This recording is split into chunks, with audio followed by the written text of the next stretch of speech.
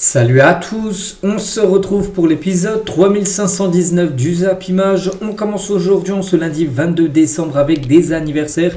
Et par exemple, on pourrait prendre qui Maxime de Kuiper, il fête aujourd'hui ses 25 ans de l'arrière gauche de Brighton. Ou par exemple également, Raphaël Guerreiro, également arrière gauche, mais lui du Bayern Munich, fête aujourd'hui ses 32 ans. On continue, on va parler maintenant de tout ce qui s'est passé sur le week-end dernier. Beaucoup de choses à dire, c'est parti, on commence tout d'abord en France. C'était pas de la Ligue 1, c'était un week-end de Coupe de France. Et on va revenir sur les principales affiches. Et tout d'abord, hier soir, le dernier match de ces 32e de finale de Coupe de France, c'était l'équipe de Lyon qui jouait contre Saint-Cyr-Collonges. Donc en gros, c'est une ville juste à côté de Lyon, même pas 5 km. C'était un peu un derby, bien sûr, mais entre une équipe amateur et une équipe professionnelle. Et la logique a été respectée. L'Olympique Lyonnais s'est imposé 3-0 dans cette rencontre, donc Lyon se qualifie bien sûr pour la suite de cette compétition. On va parler des gros, pratiquement les plus grosses équipes françaises, enfin de Ligue 1 se sont toutes qualifiées, donc Lyon ça passe. L'équipe de l'Olympique de Marseille qui joue à Bourg-en-Bresse hier, ça a été festival à 6-0 pour l'Olympique de Marseille. Bourg-en-Bresse évolue en 3e division, donc Marseille fait qu'une bouchée de cette équipe. Bon, il y avait seulement 0 à la mi-temps, puis après ça a été festival, 59e Greenwood, il y a eu Hochberg, Pexao, Nadir, Madi, un tout jeune joueur qui a été buteur. Donc qualification tranquille bien sûr également. De l'Olympique de Marseille, à noter que Greenwood a marqué le but du break, le but du 2-0, le but qui était quasiment, qui a scellé on va dire le match, parce qu'un 0 tu peux toujours te faire revenir. Puis après, c'est la séance des tirs au but, c'est pas ce qui peut arriver. Il a marqué le but du 2-0. Et Greenwood, les gars, cette saison, c'est 22 matchs, 15 buts et 4 passes D pour l'attaquant marseillais qui fait bien sûr une magnifique saison. Il y a noté que Balerdi a été buteur au bout de 8 minutes de jeu. C'est plutôt rare que le défenseur central marque. Et premier but de la saison pour Léo Balerdi. Donc son dernier but remontait au 27 janvier 2024, il y a quasiment 2 ans. Enfin, on va dire, il y a 2 ans, ça va faire dans un mois. C'est vrai que les défenseurs ne marquent pas souvent, mais c'est toujours bien, c'est du bonus en gros quand les défenseurs t'arrivent à marquer, ce qu'a pu faire Léo Balerdi. Le Paris Saint-Germain, ça passe également, il jouait samedi soir du côté de Vendée-Fontenay. Bon, festival, c'est une belle victoire bien sûr des Parisiens, 4-0 de Doué, Dembélé et un doublé de Gonzalo Ramos. Voilà, donc le PSG se qualifie également tranquillement pour les 16e de finale bien sûr de cette Coupe de France. À noter qu'Ousmane Dembélé a été buteur sur penalty, cette fois-ci il a marqué sur penalty, parce qu'on se souvient contre Flamengo mercredi dernier lors de la séance, hors sujet de penalty 20 mètres au-dessus des buts. Cette fois-ci il l'a bien mis, il a placé le ballon entre le gardien et le poteau et c'est rentré. Dembélé du coup devient le meilleur buteur du PSG de Luis Enrique, 45 buts devant maintenant Kylian Mbappé, parce qu'avant c'était Mbappé le meilleur buteur sous l'ère Luis Enrique du côté de Paris. 44 buts Mbappé, donc maintenant c'est Dembélé avec 45 buts inscrits. Et notez qu'il a pas mal fait tourner comme Luis Enrique, et c'était le jeune Renato Marin qui a gaulé bien sûr lors de cette rencontre de Coupe de France. Bon, il n'a pas eu grand chose à faire, je ne sais même pas s'ils ont tiré l'équipe de Vendée-Fontenay, mais voilà, c'était sa première titularisation, ses premières minutes avec l'équipe première du Paris Saint-Germain pour le jeune gardien italien qui arrivait, n'oubliez pas, l'été dernier en provenance de l'AS Roma. Et du coup cette équipe parisienne, c'était le dernier match de l'année. Une année 2025 qui a été sublime bien sûr. Donc l'année du PSG est terminée, puis c'est la plus belle année de loin du club. Donc la Ligue des Champions remportée. Donc déjà dès que tu remportes ça pour la première fois, c'est directement la meilleure année. Mais aussi tu peux rajouter la Super Coupe d'Europe, la Coupe intercontinentale. Tu aurais pu perdre ces 2 finales. Où ça s'est joué comme au tir au but. Mais les 2 séances de tir au but, tu les as remportées. Tu rajoutes la Ligue 1, la Coupe de France et le Trophée des Champions. Tu remportes le Ballon d'Or avec Ousmane Dembélé, le Ballon d'Or africain avec bien sûr Hakimi, et le Ballon d'Or asiatique avec Kanguini. Le Trophée The Best, bien sûr pour Dembélé. Meilleur joueur de la Ligue des Champions, Dembélé. Meilleur jeune joueur de la Ligue des Champions, Désiré Doué. Le Golden Boy, donc Désiré Doué. Le Trophée Yashin pour Donnarumma, qui a depuis quitté le club. Et l'entraîneur de l'année avec Luis Enrique. Donc ils ont quasi tout gagné collectivement et individuellement. Cette équipe parisienne qui a réalisé une année exceptionnelle. Ça sera très compliqué de faire mieux dans le futur pour le PSG. Donc voilà ce qu'il y a à dire sur cette équipe. On continue avec d'autres résultats de Coupe de France. Nice s'est imposé. Et ça c'est un événement les gars. Nice a gagné 2-1 contre l'AS Saint-Etienne.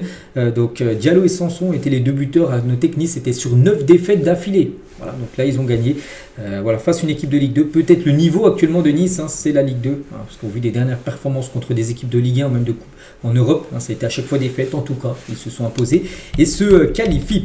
L'équipe d'Amiens s'est imposée 2-0 au Havre. Notez qu'Amiens est en Ligue 2, le Havre est en Ligue 1. Donc voilà, le Havre en plus qui joue à domicile s'est incliné 2-0 face à l'équipe de Ligue 2. Donc le Havre, c'est fini pour eux maintenant, focus 100% sur le championnat, essayer bien sûr de se maintenir. L'équipe de Bordeaux en National 2 joue contre une équipe de National 1, le Puy, et c'est le Puy qui s'est imposé grâce à Adélaïde, mais regardez le but inscrit à la 91e minute du match. Bordeaux a failli accrocher, on va dire, une séance de tir au but, et non, Bordeaux est déjà éliminé de cette Coupe de France. Tous les autres résultats, donc là c'était déjà les matchs de vendredi. On avait parlé avec les qualifs par exemple aussi de Laval ou même du Mans qui se qualifie face à une R1. Donc les matchs de samedi, il y en a eu beaucoup. Il y a qui qu'on pourrait prendre? Tiens, je sais pas, Sochaux s'est imposé 4-2 du côté de Béthune. On pourrait prendre la victoire de Nancy contre Grenoble au tir au but lors d'un choc de Ligue 2. Ou par exemple au pif, Bayeux qui jouera contre l'Olympique de Marseille. Lors du prochain match se sont imposés 2-1. Notez que Bayeux est en R1, Régional 1. Ils ont battu une National 2, donc une équipe de 2 divisions au-dessus d'eux. Et sinon les matchs d'hier dimanche, aussi on a parlé de plupart de rencontres. Bassat Arcachon s'est incliné 1-0 contre Au-Lyonnais, donc une équipe de National 3. Ou par exemple, si on pourrait prendre un match, je le cherche, c'est Montreuil, une équipe de R1 qui élimine Chauvigny, donc 2-1. Il y a noté côté Chauvigny, les gars, parce que je regardais un peu le multiplex, c'est-à-dire la Coupe de France, et au bout de 13 secondes de jeu, il y a déjà un joueur qui a pris carton rouge. Voilà, donc Logan, le frère de Lorenz Assignon, joueur qui joue du côté du Bayer Leverkusen, je crois. Et son frère, les gars, il joue du côté de Chauvigny, il a pris rouge au bout de 13 secondes de jeu. Qu'est-ce qu'il a fait? C'est pas non plus un énorme tacle, c'était juste que le joueur de Montreuil partait droit au but et il l'a retenu, puis faute, dernier défenseur, carton rouge direct. Voilà. Et du coup, son équipe s'est inclinée de 1 face à Montreuil.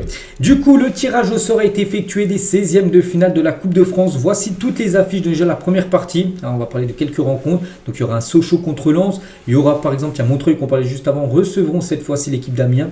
Monaco ira du côté d'Orléans ou Lille contre Lyon. Ça, c'est la belle affiche, peut-être même la plus belle affiche bien sûr des 16e de finale. Lyon, donc un passera et l'autre sera déjà éliminé tout simplement de cette Coupe de France.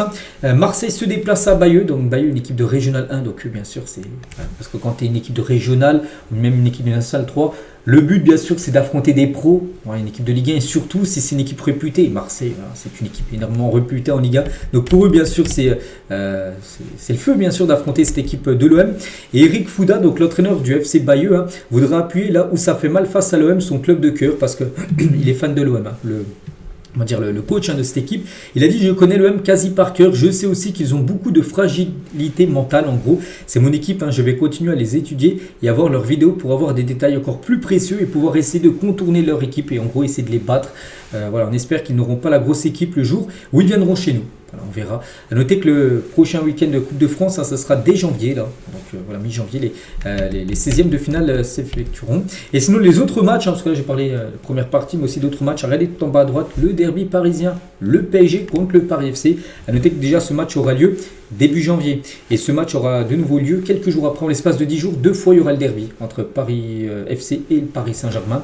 Sinon, par exemple, Le Mans reçoit l'équipe de Nancy. Donc là, ce sera un duel 100% Ligue 2. Avranches qui a éliminé l'équipe de Brest, une équipe de Ligue 1. Et essaiera cette fois-ci d'éliminer Strasbourg, une équipe de nouveau de Ligue 1. Montpellier ira du côté de Metz ou par exemple Angers-Toulouse. Concernant les rencontres de cette Coupe de France. Voilà ce qu'il y a à dire, les gars, c'était les derniers matchs en France sur cette année 2025. Donc maintenant, place aux vacances pour les équipes de Ligue 1, Ligue 2 nationale, peu importe, reprise, on va dire début janvier, bien sûr, pour la deuxième partie de saison. On bascule maintenant du côté de l'Angleterre. Donc là, c'était pas de la Coupe anglaise, c'était plutôt du championnat qui se joue. On va revenir sur tout ce qu'il y a à dire sur ce week-end. Et tout d'abord, on va commencer avec le leader Arsenal qui joue contre Everton et Arsenal s'est imposé 1-0. Alors ça suffit, 1-0, c'est 3 points qui sont très importants, bien sûr, dans l'optique de remporter l'appel. Et c'est Gyökeres, l'unique buteur du match à la 27e minute de la rencontre, donc un but inscrit sur penalty et surtout son dernier but remonté au 1er novembre dernier pour un attaquant saison dernière qui nous a habitué à marquer pratiquement à chaque match. Il avait fini je crois plus de 50 buts marqués avec le Sporting. On sait que cette saison en première ligue c'est plus compliqué de marquer en PL que du côté du championnat portugais, oui on le sait, et c'est vrai que ça faisait plus d'un mois et demi qu'il n'avait pas marqué. Il a pu marquer là ce week-end. Et son dernier but remonté au 1er novembre dernier face à Burnley. Mais voilà, c'est un but qui rapporte 3 points à son équipe. Les deuxièmes actuellement qui gardent le rythme et qui sont très bons actuellement, c'est Manchester City. On sait qu'il y a une période l'année dernière où City n'était plus du tout bon, a enchaîné contre-performance sur contre-performance, mais depuis là ça va très fort. Et il jouait contre West Ham et victoire 3-0 de City ce week-end avec un doublé de Erling Haaland. comme souvent, et un but de Reinders. Donc belle victoire bien sûr de City, donc doublé bien sûr pour Erling Haaland. Comme d'habitude, un attaquant norvégien a été très bon. Regardez quand même ses performances depuis le début de saison. Quand c'est en bleu les gars, c'est-à-dire qu'il a été élu homme du match. Donc souvent il a été élu homme du match sur les dernières rencontres. Voilà. Et à noter les gars que Haaland, ça il a déjà égalé le nombre de buts de Cristiano Ronaldo en première ligue, CR7 quand il a joué à Manchester. En tout, il avait marqué 103 buts. Lors de son lors aussi son deuxième séjour à Manchester, parce qu'il était revenu à Manchester il y a quelques années en tout, en 236 matchs, mais Haaland lui aussi c'est 103 buts, mais en 114 matchs, en quasiment 122 matchs de moins, et il a inscrit le même nombre de buts que CR7. Donc oui, les stats sont bien meilleurs pour Haaland que Cristiano Ronaldo. Là c'est vraiment des stats vraiment pour vous montrer que Haaland les gars c'est pratiquement du jamais vu les gars, en première ligue ou même dans le football. Là. On sait que Ronaldo il a 960 à peu près de buts inscrits. On pense qu'Haaland ou même peut-être Mbappé atteindront facilement la barre des 1000 buts. Ils finiront certainement à 1100, 1200 buts à la fin de leur carrière. Tellement qu'ils ont d'avance par rapport au duo Messi-Ronaldo qui choquait bien sûr le monde à l'époque. Et toujours tiens avec Manchester City, vu qu'on parle d'eux, et Pep Guardiola malgré la victoire 3-0 n'est pas content. Guardiola lui, il y a toujours des choses qui n'ont pas été. Donc il a dit, je ne dis pas que je ne suis pas satisfait de ce qu'ils ont accompli lors des 8 derniers matchs, parce qu'en gros c'est une bonne série, ils enchaînent les victoires. Mais il dit je suis vraiment ravi, mais avec le ballon nous ne sommes toujours pas assez bons. Voilà, il sait que son équipe peut faire mieux. Voilà, bon, après il n'est pas non plus très déçu des performances, mais il sait que son équipe peut faire beaucoup mieux vu le potentiel bien sûr de ces joueurs de Manchester City. On continue avec un autre Manchester United, mais on va parler cette fois-ci des troisièmes de l'appel. C'est pas Manchester United, c'est Aston Villa, et Aston Villa s'est imposé 2-1 face aux Reds Devils avec un doublé de Morgan Rogers. Genre très sous-côté cet attaquant, et du coup c'est lui qui marque le doublé, du coup victoire d'Aston Villa. Aston Villa les gars c'est très fort, ils sont sur une série de 10 victoires d'affilée.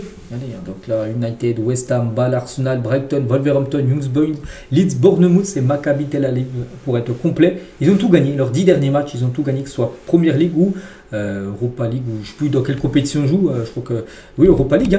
Donc voilà, c'est très fort les gars, et Aston Villa avec 10 victoires d'affilée, c'est du jamais vu depuis 111 ans. Voilà, la dernière fois qu'ils avaient fait 10 victoires d'affilée, toutes compétitions confondues, c'était il y a 111 ans. Voilà, donc pour vous dire qu'ils sont dans une série actuellement, version prime, bien sûr, pour l'équipe d'Aston Villa. Les quatrièmes actuellement du championnat, c'est l'équipe de Chelsea. Voilà, Chelsea accroché du côté Newcastle. J'ai regardé le match, en plus c'était samedi à 13h30. Newcastle menait 2-0 et Chelsea revenu, chacun eu sa période. Il y avait 2-0 à la mi-temps et 2-2 à la fin du match. Woltemed a inscrit le doublé côté Newcastle et Red Jump, magnifique coup franc et un but de João Pedro. Et du coup, partage des points entre ces deux équipes. À noter que Nico Woltemed, son premier doublé déjà du côté de Newcastle, il a marqué son 8e et 9e but cette saison du côté de Newcastle. Donc pour cet ancien attaquant de Stuttgart, n'oubliez pas que le Bayern le voulait, mais du coup il a filé du côté de Newcastle. Très bon joueur, quand même, ce Woltemann. Lui me fait penser vraiment à du Erling Haaland, mais à un bis, peut-être un peu moins fort, mais s'il continue bien sûr à s'acquérir tout ça, à prendre l'expérience, je pense, parce qu'il a un peu le même profil, il fait la même taille qu'Erling Haaland, il est imposant tout ça, et il marque des buts bien sûr, l'attaquant allemand. On continue cette fois-ci avec les 5e de la Première Ligue, et se remonter très fort, parce que les derniers matchs, il faut que le gagner, c'est Liverpool. On sait que Liverpool, il y a 1 mois, 2 mois, ça perdait, ça enchaînait défaite sur défaite, mais là ils sont sur 6 matchs, les 6 derniers matchs, toutes compétitions confondues, 0 défaite. Ils enchaînent les victoires, 2-1 face à Tottenham. Du coup, les buteurs Isaac, Hugo Ekitike, tiens, 2 joueurs qui sont arrivés l'été dernier pour très cher, bien sûr, ces 2 joueurs. Contre abus de Richarlison, à noter que Tottenham a pris 2 rouges dans le match. Déjà, Xavi Simons au bout de 33 minutes de jeu. Grosse semaine, voilà. Sur son collègue comme Van Dijk, du coup, carton rouge. Et Romero aussi pris double jaune en fin de match. Mais bon, c'est bien Liverpool qui réalise la très bonne opération. Et on va parler de Wirtz, parce que Wirtz a joué. Il n'a pas été buteur, mais il a été au passeur D. Ça y est les gars, Wirtz enfin décisif en Première Ligue. Donc ce fut long, mais ça y est, cette fois c'est la bonne pour Florian Wirtz. L'Allemand est décisif pour la première fois en 16 matchs de Première Ligue. Ça y est, c'est fini de dire 0 but, 0 passe D. Maintenant c'est toujours 0 but, ça bouge pas. Mais c'est une passe D, voilà, pour Florian Wirtz en Première Ligue. Donc passe D pour Alexander Isak. Voilà, lors du match contre Tottenham. Et notez qu'Isaac, les gars, est sorti sur blessure lors du match. Et on apprend aujourd'hui qu'il pourrait souffrir d'une fracture à la jambe. La fracture à la jambe, les gars, c'est pas bon. C'est même très mauvais. Donc il pourrait être absent quelques mois. Quelques mois, ce serait au moins du 3-4 mois. 3-4 mois, les gars, on arrive pratiquement au mois d'avril. Avril, on est dans les dernière semaine bien sûr de la saison. Donc voilà, ça c'est un gros coup de dur bien sûr pour Liverpool qui vont devoir faire sans Isaac lors des prochaines semaines voire prochains mois. Donc on a parlé de Isaac et de Wirtz qui ont été décisifs.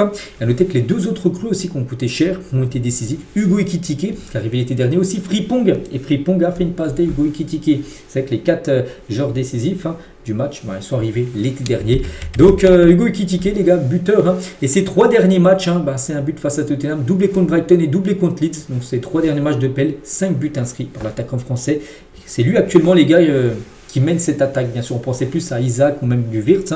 Et c'est plutôt Hugo Ekitike maintenant qui est le point fort, on va dire, de cette équipe de Liverpool. Hein. Et la célébration au match d'Hugo Ekitike pour Kylian Mbappé. Donc ce 8e but déjà en Première Ligue, bien sûr, pour Hugo Ekitike, qui est le meilleur buteur du club en PL, enfin cette saison, bien évidemment. Et c'est vrai, quand il est titulaire et quand il ne l'est pas, c'est pas le même Liverpool. La preuve, les gars, quand il est titulaire sur 10 matchs de Première Ligue, où il a commencé dans le 11 de départ, 7 victoires, 1 nul, 2 défaites. Voilà.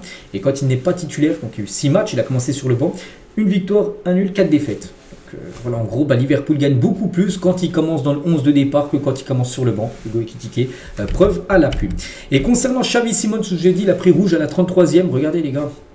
Allez, cette semelle, les gars. Allez, la semelle sur son collègue, quand même, Virgil van Dijk. Les deux jouent ensemble aux Pays-Bas. Donc, voilà, sur le tendon d'Achille, ça fait très très mal.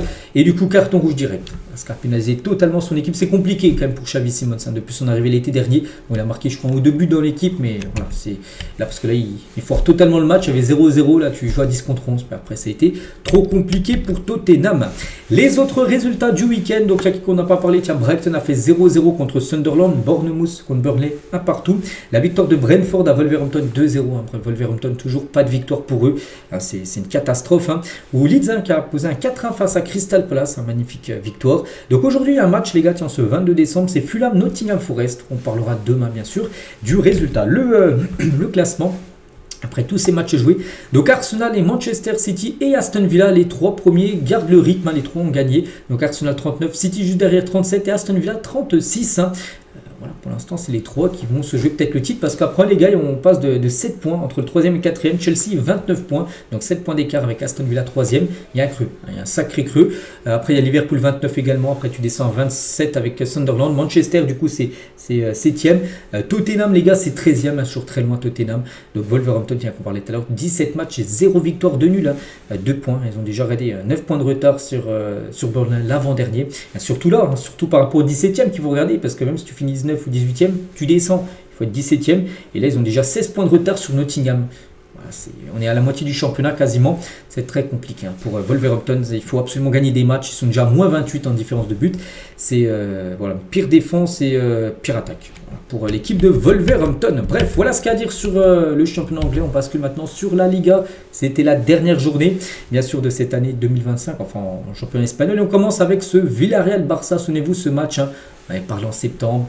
Il devait se jouer à Miami, puis du coup ça a beaucoup fait parler. Le Real Madrid avait protesté, avait dit non, on ne comprend pas pourquoi nous on irait jouer du côté du stade de la Ceramica, le stade de Villarreal, alors que le Barça ils joueront leur match à Miami. Du coup les gars, la Liga a fait marche arrière, ils ont dit bon le match se jouera dans le stade de la Ceramica. Ça s'est joué, bon le Barça s'est quand même imposé. 2-0, Rafinha et Lamine Yamal ont été les 2 buteurs du match. J'ai regardé le match aussi. Donc Renato Vega a pris rouge, voilà, sur une faute très stupide.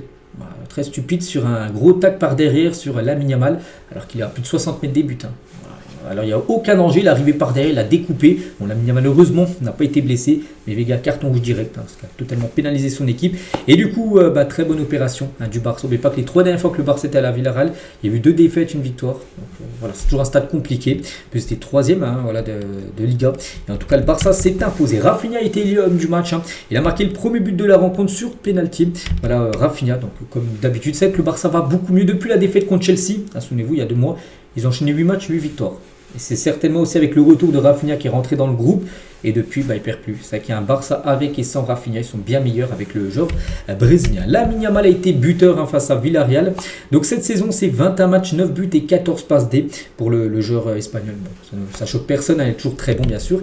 Lamine Yamal, et c'est vrai qu'il progresse année après année. Donc là, c'était son dernier match de l'année 2025. Il finit avec 24 buts inscrits. Donc là, cette saison, c'est 9 buts. Mais depuis le début d'année, on va dire, c'est 24 buts marqués. Donc l'année dernière, c'était 13 buts. En 2023, il marquait 3 buts en pro. Chaque année, il marque un peu plus de buts que l'année d'avant. Voilà, donc là, il est à 24 buts. On verra en 2026. Il continuera à améliorer, bien sûr. Ce record, il n'a que 18 ans. Il est toujours très jeune. Il fêtera ses 19 ans le 13 juillet prochain. Lamine Yamal. Et Lamine Yamal, les gars, donc, il a été sifflé. Voilà, réponse sifflée incessant des supporters de Villarreal. Parce qu'il a surtout été beaucoup sifflé. Parce que quand Renato Vega lui a fait le tac par derrière, Renato Vega a pris carton rouge, mais lui les gars il a pu se relever quelques minutes après et rejouer. Pour les supporters ça passait pas, Voilà, le joueur de Villarreal prend rouge et le joueur du coup n'est pas blessé, Lamine Yamal, et du coup il faisait que le siffler, c'est fou, hein. C'est lui qui prend le tacle et du coup à la fin les gars il est un peu énervé, il a même sifflé le public de Villarreal, Lamine Yamal après son but.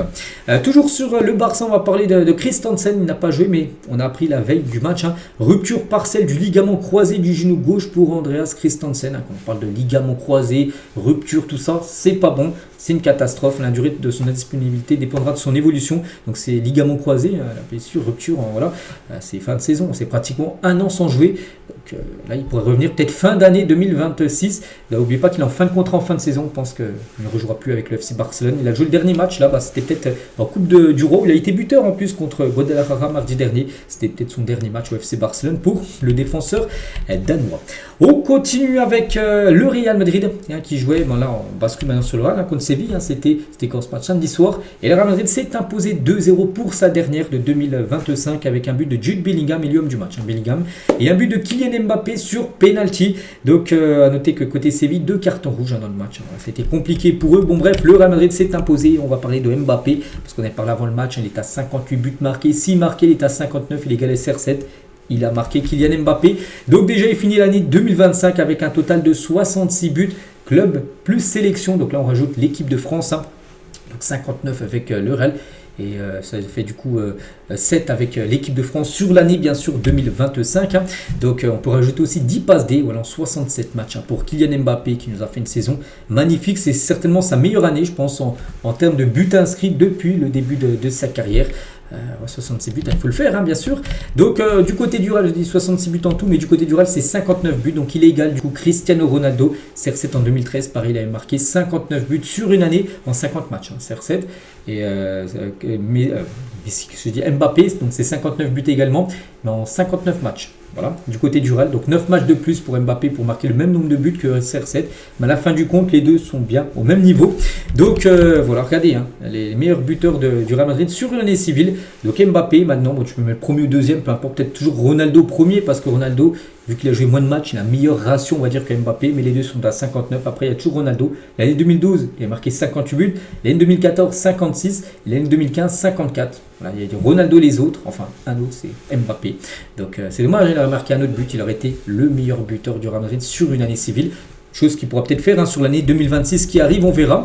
Donc Mbappé, les gars, quand il a marqué, il a reproduit la célébration, bien sûr, de Cristiano Ronaldo pour lui rendre hommage, bien évidemment, par rapport qu'il égale en gros le record de CR7 et le bel hommage, hein, de Mbappé à CR7. C'est incroyable de réaliser un tel exploit dès ma première année. Cristiano Ronaldo est mon idole, le meilleur joueur de l'histoire du Real Madrid. Cette célébration est pour lui. Je tenais à le remercier car il a toujours été formidable avec moi. Il m'a aidé à m'adapter à Madrid. C'est vrai que c'est sa première année complète, on va dire, parce qu'elle est arrivée l'été 2024. Donc là, tu ne pouvais pas encore te juger vu que pendant 6 mois, il avait joué au PSG, hein, sur l'année 2024. Donc là, c'était une année complète de janvier à décembre 2025. Et voilà, première année, il égale déjà le record de CR7. Donc oui, en 2026, il peut, pourquoi pas, aller battre, hein, le record, bien sûr, de Cristiano Ronaldo. On sait qu'il peut le faire, bien sûr. Kylian Mbappé. Et la réponse de Cristiano Ronaldo au message à Mbappé, voilà, qu'il a mentionné en voilà, CR7. Et CR7 a répondu avec de petites mains, une flamme, voilà, pour dire peut-être qu'il était content ou pas. On ne sait pas. Ronaldo, on sait qu'il aime toujours être premier. Il a vu son record qui était proche d'être battu. Bon, il a quand même répondu, mais peut-être Ronaldo s'est dit, voilà, mon record tient plus rien. C'est vrai qu'il ne tient à rien. Bon, pour l'instant, les deux sont co-détenteurs, bien sûr, de cet énorme record. Et Mbappé, il annonce la couleur, hein, pour 2026. En 2026, nous donnerons nos vies pour ce club. Nous avons tellement de choses à prouver. Vous voyez que le Real Madrid va tout casser pour la nouvelle année. Après, le Real, ça va un petit peu mieux. Hein. C'est qu'à un moment, Xabi Alonso est à 2 doigts de faire l'essentiel. Les 3 derniers matchs, 3 victoires. Voilà. Après, on va noter aussi que Xabi Alonso, les gars, sera jugé sur la Super Coupe d'Espagne qui commence début janvier. Voilà. Donc là, le prochain match du Real, c'est le Betis Séville, un autre Séville. Hein. C'était l'FC Séville samedi, donc ça sera le Betis. Puis après, Super Coupe avec la demi-finale contre l'Atlético. Et si tu passes la finale, soit contre le Barça, soit contre Bilbao. Donc s'il n'y a pas de victoire, là pour Xabi Alonso, ça sera compliqué de rester en place du côté du Real. On va parler de Rodrigo Pastore. Lui, ça va beaucoup mieux. Il joue, hein, sur les derniers matchs. Et Pastore contre Séville, ces 3 derniers matchs, et ben, il a été décisif à chaque fois. Le joueur Rodrigo. On va parler de Vini, parce que Vini, les gars, il a joué. Il a reçu beaucoup de sifflets. Il a été hué par le public du Real Madrid, hein, son public. Hein. Et après avoir été sifflé par les supporters, il a sorti un message, les gars, Instagram, une photo de lui. Hein. Et le Brésilien, donc déjà, le message, il n'a rien marqué. Il a juste mis une photo de lui, mais avec 3 petits points. Voilà, peut-être il pense des trucs qu'il ne veut pas dire, mais peut-être... On se dit peut-être qu'il pense à peut-être un départ, on ne sait pas. Mais en tout cas, ce qu'il a pu faire, et ça on l'a tous vu, hein, c'est qu'il a une photo de lui, les gars, sa photo de profil, une photo de lui avec le maillot du Real. Et il l'a changé après le match pour mettre une photo de lui avec le maillot du Brésil. Voilà ce qu'il y a à dire sur Vini Junior, où la relation avec les supporters, tout ça du côté du Real, la pression elle semble rompue. On verra. C'est vrai que c'est un joueur qui peut potentiellement partir du Real Madrid l'été prochain. A noter que Sergio Ramos est au Bernabéu pour cette rencontre. Lui qui a joué dans les deux clubs, le Real Madrid et Séville. Le dernier coup, il avait joué en Espagne, c'était au FC Séville. Il était présent, bien sûr, Ramos, qui attend toujours de retrouver une équipe. On pense qu'il va retrouver très prochainement une équipe Ramos qui souhaite revenir jouer en Europe 6 mois avant la Coupe du Monde. Donc voilà ce qu'il y a à dire sur ce match entre le Real et Séville. On va parler d'un autre Madrid, l'Atlético Madrid, qui a posé un 3-0 à Girone. Coquet, Gallagher et Griezmann ont été les 3 buteurs de la rencontre. Les autres résultats, donc on a parlé des 4 premiers avec le Barça, le Real, Villarreal et l'Atlético. Sinon, tiens, le Betis, un futur adversaire du Real Madrid, 4-0 contre Getafe. Elche aussi, 4-0 contre le Rayo Vallecano. Là, 2-0, 3-0, 2-0 pour le Real. Osasuna, 3-0. Voilà, donc ce soir, il y a un Bilbao Espagnol-Barcelone pour clôturer en gros cette journée de Liga. Donc ce soir, on parlera bien sûr du résultat. Demain est le classement. Donc le Barça, du coup, finit en tête de ce classement. Enfin, pas mal, ils ont, je crois, beaucoup plus de points. Enfin, plus de points que la saison dernière, au même niveau que la saison dernière. Donc 46 points. Vous notez que la saison dernière, ils avaient moins de points. À la mi-saison, ils ont gagné le championnat. Donc là, ils ont plus de points. Donc ils sont bien partis pour nouveau remporter le championnat. Donc le Real juste derrière, 4 points derrière, bien sûr, le Barça, l'Atlético, 37 points et Villarreal, du coup, 35 points. Notez que Villarreal a 2 matchs en retard. Donc s'ils gagnent leurs 2 matchs, ils seront à 38-41, ils seront 1 point derrière le Real. Voilà. Donc voilà, concernant ce championnat espagnol. Du côté de l'Italie, rapidement l'Italie, parce qu'il n'y a pas eu beaucoup de matchs.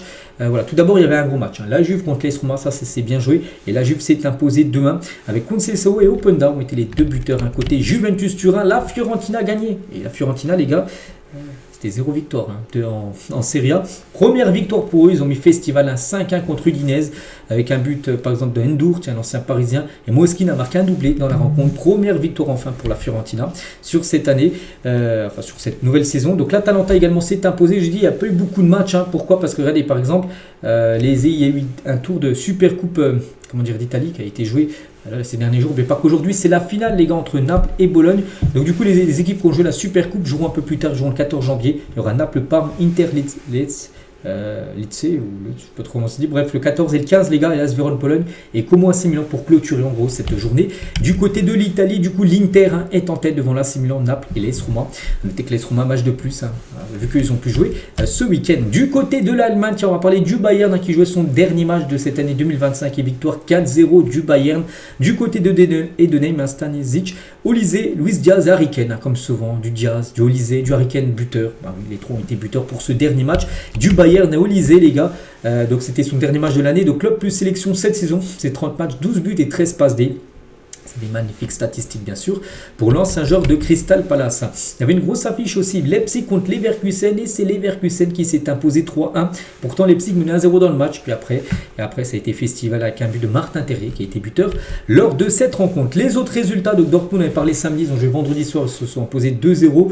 Sinon on pourrait prendre qui, je crois le match fou entre Wolfsburg et Fribourg, victoire 4-3 de Fribourg du côté de Wolfsburg. Et le classement les gars de cette Bundesliga, donc le Bayern, bien sûr, on sait que Bayern a de fortes chances de gagner le championnat, je pense 98% de chance peut-être, à part s'ils s'effondrent, on ne voit pas comment le Bayern pourrait s'effondrer, surtout qu'ils ont quand même 9 points d'avance sur Dortmund deuxième.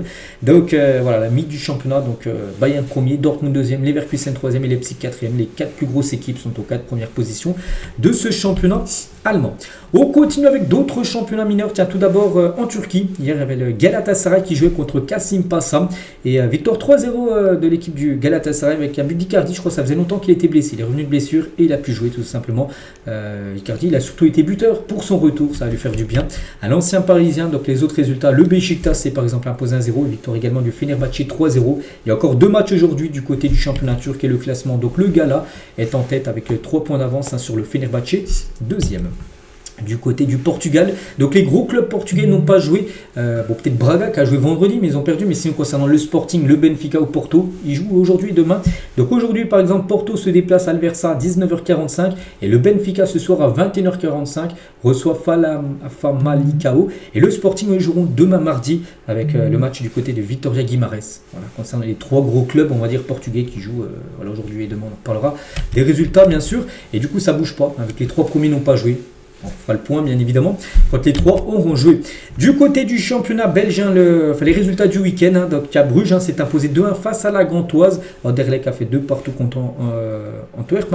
Union Saint-Gilloise s'est imposé 2-0 sur ce week-end et le classement toujours dominé par Union Saint-Gilloise avec 41 points, donc 3 points d'avance par rapport à l'équipe du FC Bruges. Du côté du championnat néerlandais, donc l'Ajax a été accroché 2 partout.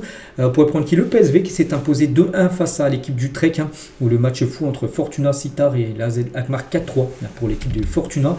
Et c'est le PSV qui est en tête. Regardez, ils ont quand même 11 points d'avance sur le Feyenoord, là aussi. Très bien parti pour gagner le championnat néerlandais. L'équipe du PSV, l'Ajax, actuellement 3e et 16 points de retard quand même sur le PSV. Ça va être compliqué.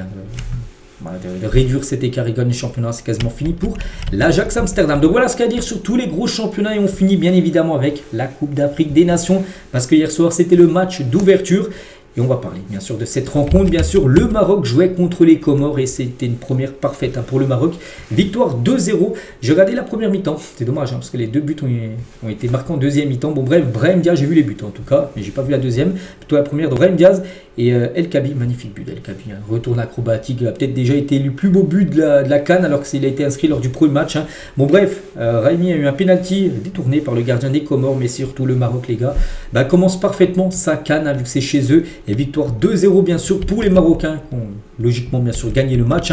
Donc premier but du coup de cette CAN, on se souviendra de cette CAN 2025, ça a été Brahim Diaz, le joueur du Real Madrid, qui a été le premier à marquer bien sûr. Il a même été élu homme du match parce qu'il a marqué, il a obtenu aussi le penalty là pour Raimi. C'est lui les gars qui a obtenu le penalty dans la surface de réparation.